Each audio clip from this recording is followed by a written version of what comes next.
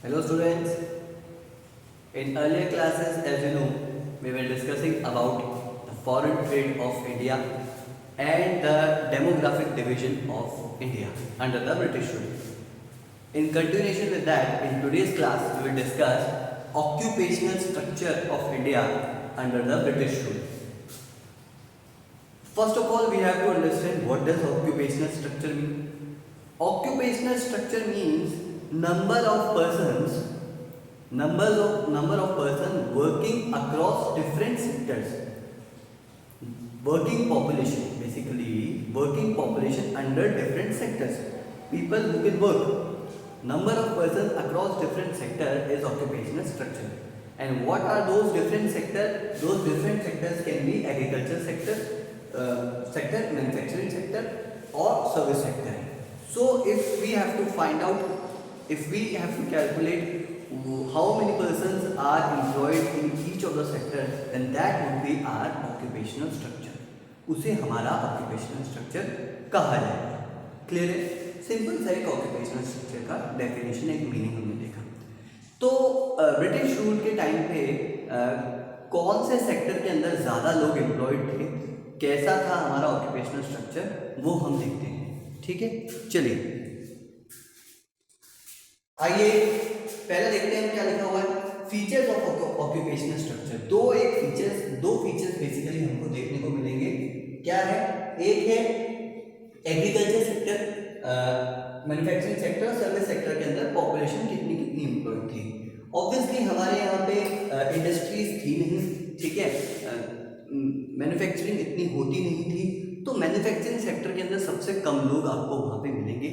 ठीक है, जॉब्स भी इतनी ज़्यादा हमारे यहाँ पे अवेलेबल नहीं थी उस टाइम पे. ज़्यादातर प्राइमरीली हम एग्रीकल्चर पे ही डिपेंड करते थे, तो एग्रीकल्चर में ही ज़्यादा लोग आपको देखने को मिलेंगे, बाकी सब में आपको कम लोग आपको देखने को मिलेंगे. तो देखिए क्या यहाँ पे आपको मिल रहा है. एग्रीकल्चर सेक्टर में 70 to 75%, ठीक है, सबसे ज़्यादा. मैन्युफैक्चरिंग सेक्टर में 10% सबसे कम, और सर्विस सेक्टर में 15 to 20%. सेकेंड नंबर पे सर्विस सेक्टर था. अब दिमाग में सवाल आता है, सर सर्विस सेक्टर के अंदर इतने सारे लोग कैसे आ गए. ठीक है, देखिए कुछ सर्विसेज जो ब्रिटिशर्स प्रोवाइड कर रहे थे उसके अंदर इंडियंस ही बहुत सारे एम्प्लॉयड थे. सर एग्जाम्पल के लिए जो रेलवे सर्विसेज ब्रिटिशर्स ने ट्रांसपोर्ट के लिए स्टार्ट की हुई थी, उसके अंदर बहुत से इंडियंस जॉब कर रहे थे. जो पोस्टल सर्विसेज, ठीक है, ब्रिटिशर्स ने स्टार्ट कर रखी थी, उसके अंदर बहुत सारे इंडियंस एम्प्लॉयड थे. जो पुलिस सर्विसेज ब्रिटिशर्स ने स्टार्ट कर रखी थी, उसमें भी बहुत सारे इंडियंस जॉब कर रहे थे.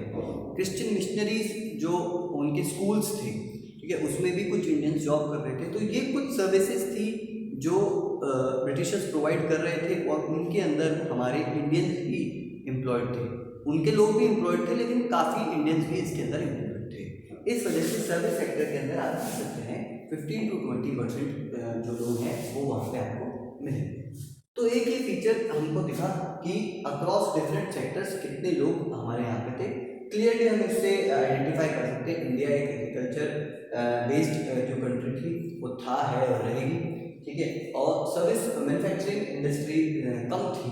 ठीक है, क्योंकि हमारे यहाँ मैन्युफैक्चरिंग में बहुत लोग कम लोग थे, क्योंकि हमारे यहाँ पे इंडस्ट्रीज फैक्ट्रीज थी नहीं. ठीक है, और जो थोड़े बहुत हैंडीक्राफ्ट इंडस्ट्री में जो लोग काम करते थे, बहुत सारे लोग जो भी हमारे काम करते थे, वो भी ब्रिटिशर्स ने खत्म कर दी थी. इसलिए मैन्युफैक्चरिंग में सबसे कम लोग रह गए. चलिए दूसरा एक फीचर हमें इसके अंदर क्या है कि रीजनल वेरिएशन आपको देखने को मिलेगा, या रीजनल वेरिएशन एक आ रहा था. सर रीजनल वेरिएशन, रीजन यानी कि एरिया वाइज, और वेरिएशन यानी कि चेंज. तो एरिया वाइज एक चेंज आ रहा था, या एक चेंज आपको वहाँ पे देखने को मिल सकता है जब आप उसे स्टडी करेंगे. ठीक है, ऑक्यूपेशनल स्ट्रक्चर को एरिया वाइज जब स्टडी करेंगे तो चेंज आपको देखने को मिलेगा. कैसे? देखिए वो एरियाज जहाँ पे इकोनॉमिक एक्टिविटीज ज़्यादा होती थी, बेसिकली वो एरियाज जहाँ पे सी पोर्ट्स थे, वहाँ पे इकोनॉमिक एक्टिविटीज हमेशा से ज़्यादा रही है. और वहाँ पे क्योंकि इकोनॉमिक एक्टिविटीज ज़्यादा रही है, क्योंकि गुड्स का इंपोर्ट एक्सपोर्ट आसानी से वहाँ से हो सकता है, इसलिए जितनी भी मैन्युफैक्चरिंग होती थी वो मेजर उन एरियाज में ही होती थी. ठीक है, ट्रांसपोर्ट फैसिलिटी इतनी ज़्यादा अवेलेबल नहीं थी, ठीक है। आप ये सोचिए कि पहले के उस ज़माने में भी इतने ट्रक चला करते होंगे, ठीक है, रोड्स इतनी अच्छी होंगी, ऐसा नहीं था।